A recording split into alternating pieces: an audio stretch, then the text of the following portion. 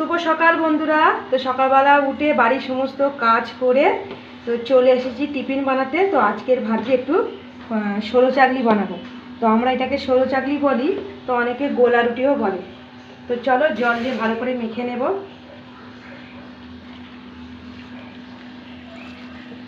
গরম হয়ে গেছে, এখানে এবার সর্ষে তেল দিয়ে আমি এটা ভাজবো।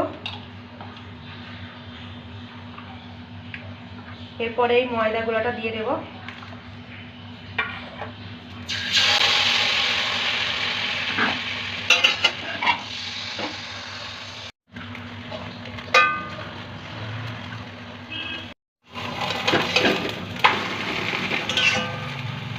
কমপ্লিট হয়ে গেছে, তো মেয়েকে এবার খেতে দেবো।